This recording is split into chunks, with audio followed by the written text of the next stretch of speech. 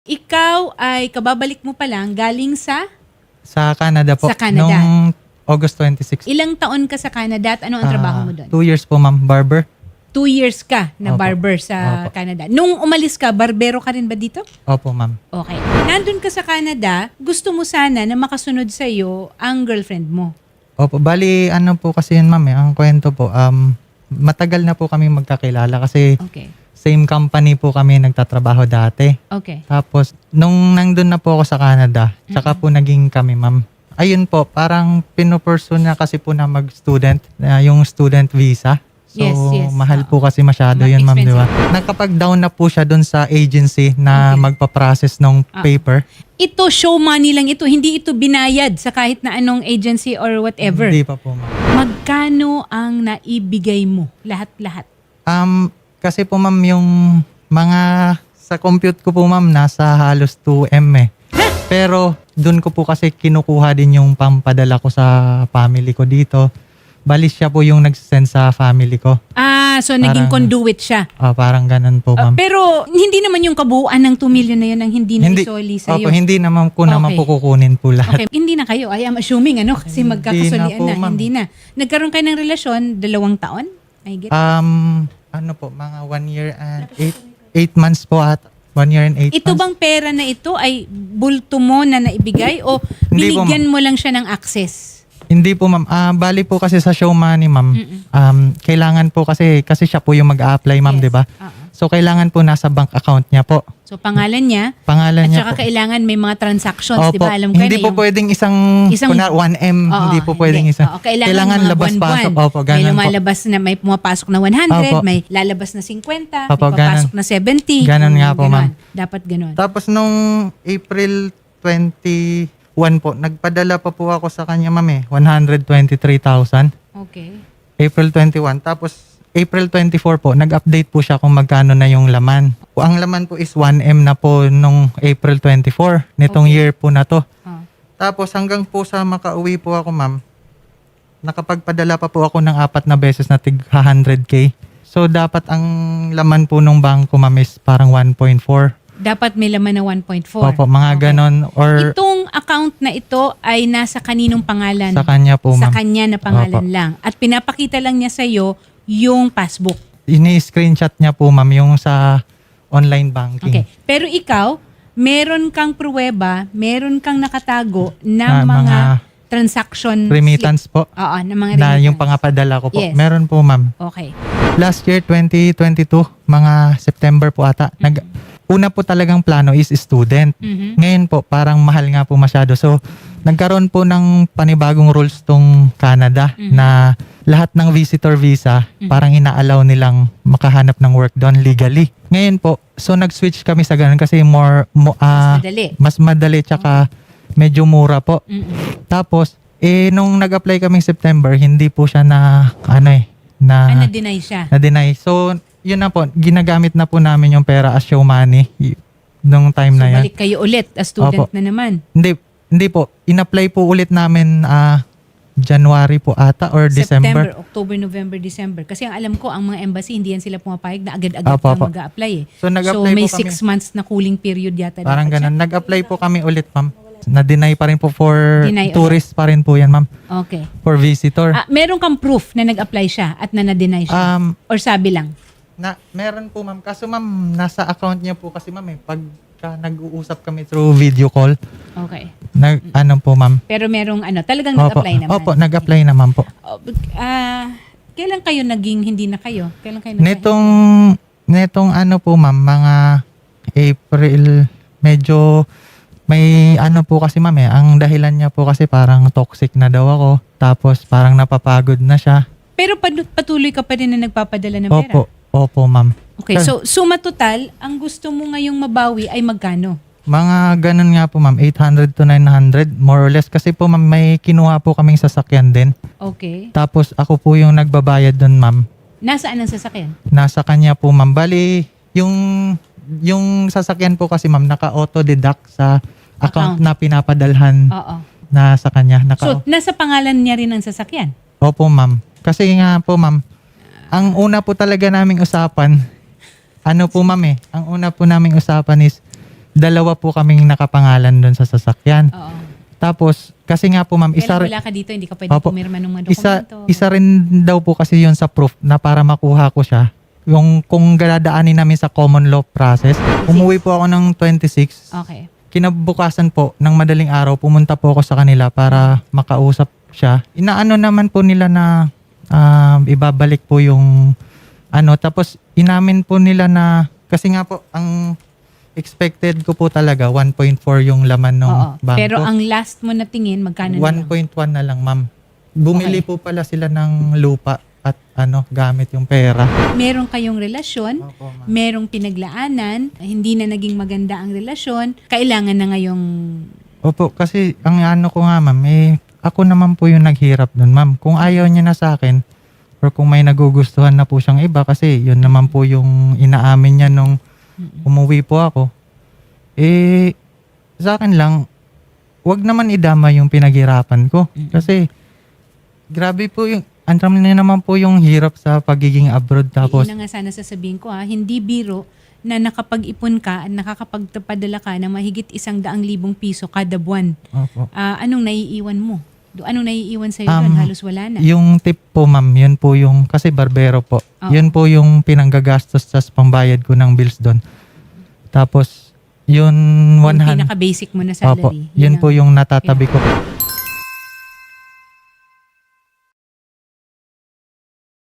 Ilan taon pala si Brenda? Magta-32, 31 po, magta-32 na So po. matanda siya sa'yo kasi Opo. ikaw 27 ka. So matagal na kayong naging magkakilala pero nung umalis ka abroad, parang absence makes the heart grow fonder. Parang ganyan na nangyari yata siya. Opo, parang 2014 po ata magkakilala na po kami. Nagkakasama kami sa mga events or mga ganun. Magkaibigan talaga kayo. Hindi rin Barkada. po masyado. Pag nagkikita lang po kami pag may mga event, mga ganun. Hindi po parang close talaga. Ano ang magiging trabaho sana niya kung nakaalis siya?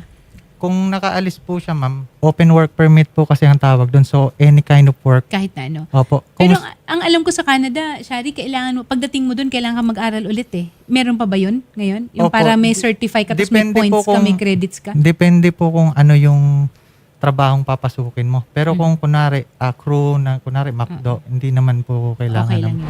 Ikaw, nakadalawang taon ka doon, umuwi ka dito, bakit ka umuwi? Hindi naman sa ayaw kong umuwi ka pero may dahilan ba? Ito ba ang naging dahilan? Ano ba? End contract? Ano ba? End contract na po talaga din ngayong August. Kaso nga lang po, ma'am, yung allowed pa po akong magtrabaho until November next year. Pero pinili ko pong umuwi kasi ang plano po kasi namin, since nadi-deny nga po yung tourist po niya, ang plano po kasi namin, kung uuwi po kasi ako, makakapag-build kami together ng proof na we're in relationship.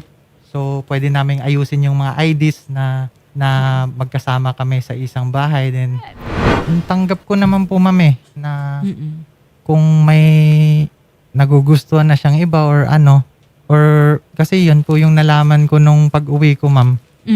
Tanggap ko naman po yun kasi parang dumadating naman talaga yung mga pagkakataon na gano'n na may magugustuhan ka talagang iba or Parang may sinasabi siya dito na kung anong solusyon na naiisip mong problema, ikaw nang gumawa ng solusyon. Nakikinig ka lang pero hindi mo naman naiintindihan. Nakikinig ka lang. Nakikita ko naman. Kunin mo na lahat ng meron ka sa akin kasi ayaw ko na ng kung anong sayo. Gusto mo pag uwi mo, ibigay ko na lahat sa'yo, lahat ng galing sa'yo. Ikaw na din ang tumira doon sa bahay. Okay lang ako tahimik na buhay ko dito sa bahay. Pero hindi po niya talaga sinauli, ma'am. Yung nakikita ko po nung ma'am, yung 1.1 nga po, napag-usapan namin na 1M nga po yung ibabalik niya sa akin. Then, Plus yung sasakyan, isusurrender niya sa'yo, tapos yung ang sasakyan naman po, ma'am, ang sabi ko, kukunin ko lang yung naibayad ko kasi hindi po talaga ako nakagamit kasi nasa Okay. ibang bansa nga po ako. Pero naiisip ko kasi, ma'am, sabi ko, kung kukuhanin ko na yung pera na nasa kanya, tapos wala na siyang pambayad. wala na siyang pambayad, plus siya pa po yung magtutuloy ng hulog ng sasakyan. Sino gumagamit ng sasakyan Siya ngayon? po, ma'am. Ginagamit ba niya ito sa negosyo? O... Sa work lang po. So may trabaho siya dito. Anong trabaho niya dito? Barista po sa coffee shop. Okay. Alam mo naman kung gaano ako naghirap doon sa ibang bansa alam mo kung gaano ako nalungkot doon. Alam mo na laging noodles, laging dilata. Yung alam mo yung lahat ng pagtitipid ginagawa ko. Alam mo naman yun. Anong reason mo? Kung reason mo is dahil toxic ako, edi maghiwalay tayo kung ano. Pero wag naman yung pati yung pinaghirapan ko. Kung ayaw mo na, iwanan mo din yung buhay na ang pangit naman ng parang ayaw mo na tapos yung buhay na meron ka sana sa akin, yung parang itutuloy-tuloy mo pa rin. Hindi naman sa minamaliit kita eh. Wala naman talagang magkano lang naman ang sinasahod mo din ngayon. Tsaka kahit gaano ka katagal tawag dito yung gaano ka katagal maghirap dito sa ibang bansa magtrabaho ay sa Pilipinas, hindi ka po makakakuha ng ganon kalaking lalo na kung minimum wage ka lang po. Magkakaroon ka pa ng bahay, lupa, sasakyan, then 550,000 peso. Alam ba ni Brenda na may karamdaman ka? Sorry ha, kasi off-air kanina nung binibrief nila ako, may karamdaman ka nga ba na kailangan mong magpagamot? Yung netong pauwi na po kasi ako, ma'am, super stress na po ako, ma'am. Hindi na po ako nakakatulog. Tapos, po, ma'am, bigla pong lumabo tong mata ko na malabo na po siya. Pero etong left eye ko is pag tinatakpan ko, hindi na po siya makakilala ng tao. Nako, may veins. Nagpa-check up na po ako. May veins po na nag-leak. So sabi ng doktor, super stress. Madalas nangyayari sa mga lalaki. Then ganun nga po. So kailangan siguro ipa-laser or kailangan? Under observation pa po in 1 month. So niresetahan lang po muna ako ng drops. Sinabi ko po sa kanila yun, ma'am, na sabi pati sa magulang niya na kailangan ko po ng malaking pera. Kasi hindi po sila sumasagot, ma'am eh. Okay. Huwag naman munang humantong ito sa demandahan, Shari, kasi ako bilang abogado, syempre ang natin is mahinahon na pakikipag-usap. At kung nakikipag-usap naman talaga at kinikilala naman nila yung obligasyon nila o responsibilidad, bakit hindi? Diba? Ma'am, lahat na po ginawa ko, ma'am eh. Nagpunta na po ako sa kanila, nagmakaawa na ako doon. Nakiusap ako. Actually, ma'am, wala talaga nga akong sinabihan kahit kanino, ma'am eh. Sa about dito. Kahit family ko, ma'am, hindi ko sinabihan kasi gusto ko yung maayos namin yung wala hindi nakakahiya, parang ganon. Kaso po, ayaw po talaga makipag-cooperate eh. Tapos, nitong lately parang sinasaywar pa nila ako na may kinausap daw silang abogado, ganito, ganyan, wala daw makukuha, ganyan, ganyan. Then sabi ko, bakit hahantong pa sa ganon? Sa sarili mo, alam mo naman yun na... Exactly. So, siguro, Shari, ito matutulungan, kasi mukhang ayaw ni Brenda na on-air siya, Although, ayan, nakikita na nga natin, Brenda Maria Wee, ayan, nakikiusap sa'yo. Si John Michael, maayos naman siya nakikipag-usap, maayos siyang gustong humarap sa'yo. Tutulungan natin si John Michael, Shari, na ayusin yung lahat ng documentation para kung ano't ano man at hahantong naman na talaga ito. Kung magsasampa ng kaso, whether collection of a sum of money, papadadaan ba natin to sa estafa o kung ano, depende rin yan sa makukuha natin na mga documentation galing sa'yo. Including yung mga exchange ninyo of messages.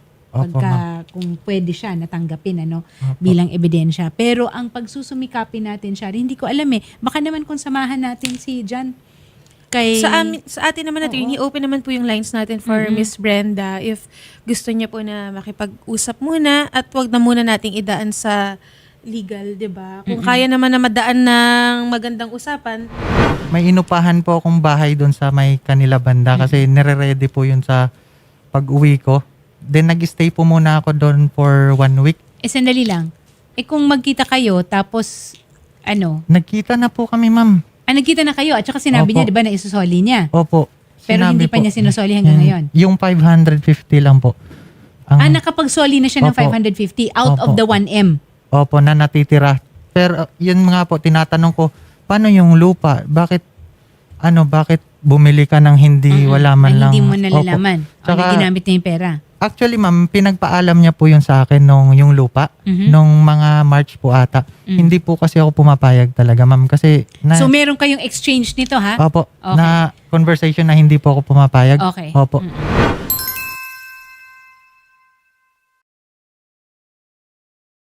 para lang malinaw, no, para sa mga netizens natin, umabot ng halos 2 million yung laman ng account na yon, Shari.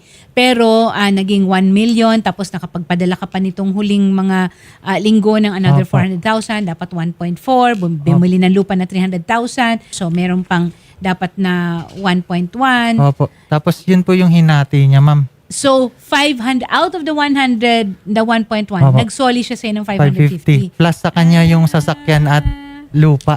Okay, Tap- parang inano niya, tinreat niya as parang community property, tapos sige, hati na tayo.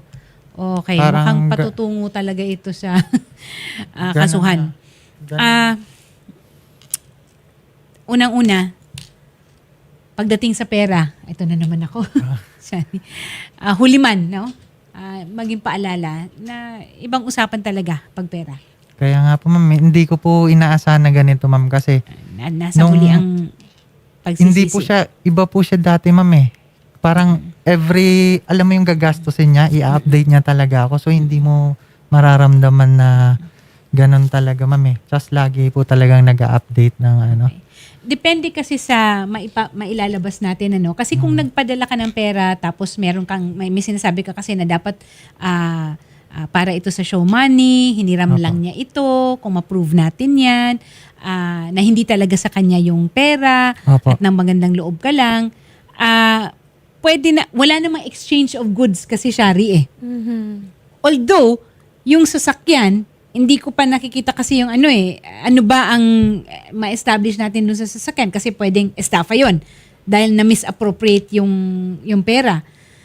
Siguro kailangan natin ng suriin natin Opo. kung ano ang pwede nating Sige po, ma'am. maikaso sa kanya. Willing naman po ako, ma'am. Okay. At saka kung sinabi naman niya na handa siyang makipag-usap, yun nga lang, hindi on air, anuhin muna natin. I-explore natin muna yung route na yun. Wala naman pong problema, sir. Pwede nyo naman pong sampahan ng kaso. Mas maganda lang talaga sana makapag-usap muna kayo para malinawan kayo sa mga bagay-bagay. Pero kapag wala, yun po, sir, mag-file na po kayo ng kaso din. Sige po. Off-air po. Kausapin po namin kayo, sir.